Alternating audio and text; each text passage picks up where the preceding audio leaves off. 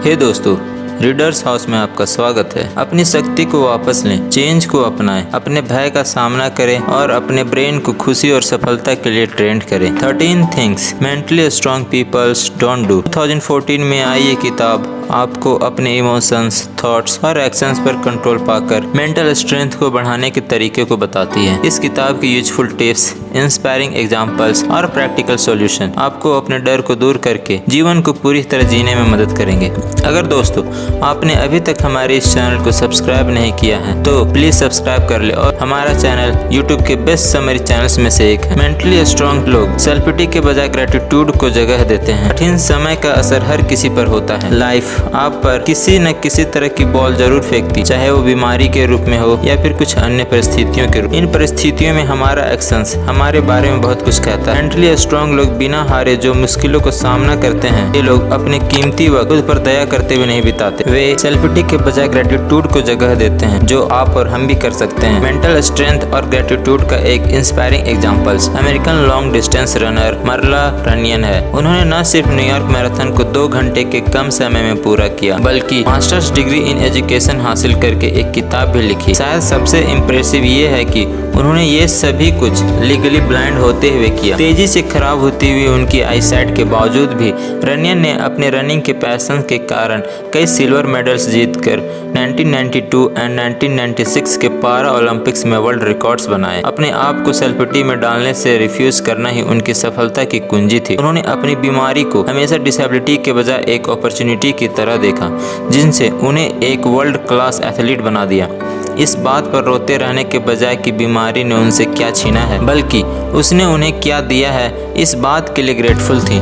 Research से पता चला है कि ग्रेटिट्यूड के लिए अपनी कैपेसिटी को डेवलप करने में हम कई लेवल्स पर स्ट्रांग बन सकते हैं। सबसे पहले ग्रेटिट्यूड को बढ़ाकर हम हेल्थ को इम्प्रूव किया जा सकता है। मेंटली स्ट्रांग लोग अपने पावर्स पर पकड़ रखते हैं, दूसरों को माफ करते हैं। 1956 में एंडी वॉरहॉल ने अपनी painting New York museum of modern art को भेंट की। यंग पेंटर्स के काम में कोई पोटेंशियल ना देखकर म्यूजियम ने उन्हें रिफ्यूज कर दिया। फिर कुछ ही रैकेट्स में तेजी से वॉरहॉल इतना आगे हुए कि अब उनके पास खुद का एक म्यूजियम था। अधिकतर सफल लोगों ने अपने जीवन में रिजेक्शन के ऐसे पलों का सामना किया है, ऐसे पल जहाँ दूसरों की नेगेटिव ओपिनियंस उन कैरियर्स की संभावनाओं को लगभग खत्म ही कर दिया था। दूसरों की ओपिनियंस को अपने थॉट्स और एक्शंस पर असर न पड़ने देना वॉरहॉल जैसे मेंटली स्ट्रांग लोगों को दूसरों से अलग करता है। दूसरे शब्दों में कहा जाए तो वे लोग अपनी लाइफ को रूल करके पावर्स दूसरों को सौंपने से रिफ्यूज करते हैं। ऑफ्रा विनफ्रे एक और ऐसी ही ग्रेट एग्जांपल है दोस्तों, जो इसी तरीके के मेंटल स्ट्रेंथ रखती है। वो गरीबी में पली बड़ी और उन्होंने कई बार सेक्सुअल अब्यूज का सामना भी करना पड़ा। 14 साल की उम्र में वे प्रेग्नेंट हुई और जन्म के कुछ ही समय बाद बच्चे की मृत्यु हो गई। इस मुश्किल समय में भी लोग उनकी गरीबी का मजाक उड़ाते और उन्हें ताना देते, लेकिन ऑफ्रा ने अपना समय इस बात की चिंता में बर्बाद नहीं किया कि दूसरे उनके बारे में क्या सोच रहे हैं। इसके बजाय उन्होंने कड़ी मेहनत की और पढ़ाई की और टीवी न्यूज एंकर के रूप में नौकरी पाई। हालांकि बाद में उन्हें उस जॉब के लिए अनसुटेबल मानकर उन्हें निकाल दिया गया। उसके बाद भी उन्होंने दूसरों की ओपिनियंस को अपने पावर्स नहीं ले जाने दिया। उन्होंने पहले से ज्यादा मेहनत की और अपनी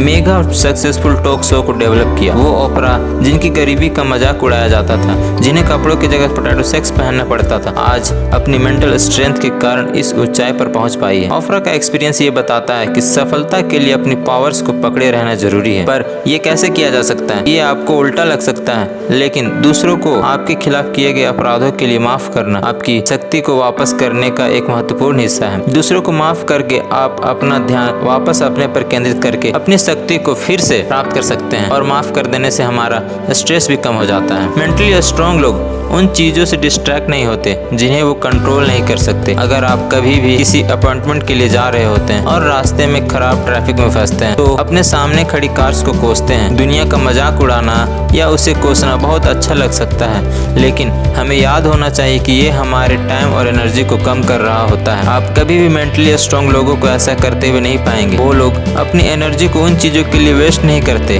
जिन्हें वो कंट्रोल नहीं कर सकता। 18 साल के टेरी फॉक्स को एक सीवियर टाइप का बोन कैंसर हो गया था, जिससे उनका एक पैर काटना पड़ा था और डॉक्टरों का कहना था कि बीमारी से बचने का मौका सिर्फ 15%। अपनी सर्जरी से एक दिन पहले फॉक्स ने एक प्रोस्थेटिक लेग वाले एक व्यक्ति के बारे में पढ़ा जिसने न्यूयॉर्क मैराथन में हिस्सा लिया था और तुरंत वो उनसे इंस्पायर हो गए। अपने ऑपरेशन के बाद उन्होंने दौड़ना शुरू किया और जल्द ही अपनी पहली मैराथन कंप्लीट की। लेकिन ये सिर्फ एक शुरुआत है। फॉक्स ने कैंसर रिसर्च के लिए पूरे कनाडा में रेस के लिए स्पॉन्सर खोजे और खोजकर पैसे जुटाने का फैसला किया। इसे पूरा करने के लिए मैराथन के दौड़ के बराबर हर रोज दौड़ने का फैसला किया। पूरे कनाडा में अपनी यात्रा के दौरान फॉक्स टूट गए और उसे अस्पताल में भर्ती होना पड़ा। उनका कैंसर वापस आया था। हालांकि वो अपना ट्रैक पूरा न कर सके, लेकिन स्पॉन्सरशिप मनी आती गई। लोग उनके करेज और एम्बिशन से इंस्पायर थे। कुछ ही महीनों बाद उनकी मृत्यु हो गई, लेकिन उन्होंने कैंसर रिसर्च के लिए $23 मिलियन जुटा लिए। फॉक्स का मानना था कि हमें उन चीजों में अपना टाइम और एनर्जी वेस्ट नहीं करना चाहिए जिन्हें हम कंट्रोल नहीं कर सकते। हमें उस पर कंसंट्रेट होना चाहिए। फॉक्स कहते हैं कि मैं अपनी हेल्थ पर कंट्रोल नहीं कर सकता था, तो उसने उस पर फोकस ही नहीं किया। इसके बजाय कि उन्होंने चैरिटी के लिए मिलियंस जुटाने के लिए फोकस किया। पास्ट के साथ समझौता करें। पास्ट के साथ समझौता हमें स्ट्रॉन्ग बनाता है, पर ऐसा करने के लिए ठोस कदम उठाने पड़ते हैं। बहुत से लोगों को ऐसा लगता है कि वो अपने पास्ट और पेरेंट्स से बंधे होते हैं। Activist and social worker Winona Ward, जो एक वर्मोंट के एक छोटे से गांव में जन्मी थी, वो एक सेक्सुअली अब्यूज पिता के साथ बड़ी हुई थी। वो किसी से भी अपने अब्यूज के बारे में नहीं बताया, लेकिन अपने स्कूल आने और अपने होम टाउन से आगे आने के लिए कड़ी मेहनत की। उन्होंने 17 साल की उम्र में शादी की और अपने पति के साथ एक ट्रक ड्राइवर के रूप में काम किया। जब वो अपने आप को फ्री करने के लिए मेहनत कर रही थी, तो फैमिली मेंबर्स भी ऐसा करने के लिए स्ट्रगल कर रहे थे। उदाहरण के लिए वार्ड ने पाया कि उनका भाई अब अपने ही बच्चों को अब्यूज कर रहा था। उन्होंने फैसला किया कि अब कुछ बदलना होगा।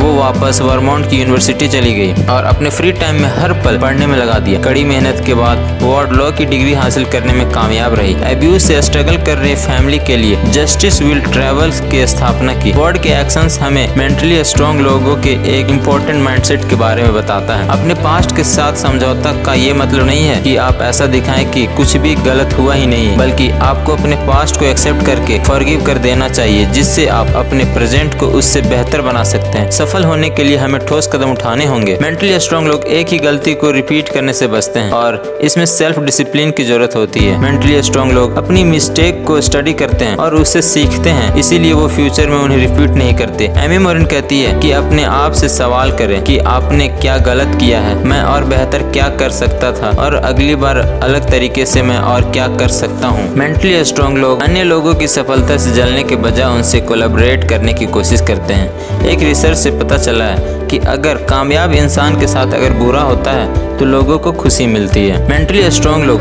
आसानी से हार नहीं मानते। सफलता दोस्तों असफलता की लंबी सड़क पार करने के बाद ही आती है। इसलिए मेंटली स्ट्रॉन्ग लोगों को पता होता है कि अपने फेलियर्स को कैसे मेंटली ट्रीट करना है। इसके लिए थॉमस अल्वा एडिसन से बड़ा एग्जाम्पल हो ही नहीं सकता दोस्तों। उनका कहना था कि असफलता सफलता की ओर चढ़ने वाली एक सीढ़ी है, जो हम धीरे धीरे करके उसे पार कर सकते हैं। सो दोस्तों, ये वीडियो आपको कैसी लगी कमेंट्स करके बताइए। अगर अच्छी लगी तो वीडियो लाइक कर दे और ऐसी ही वीडियो देखने के लिए हमारे इस चैनल को सब्सक्राइब करें।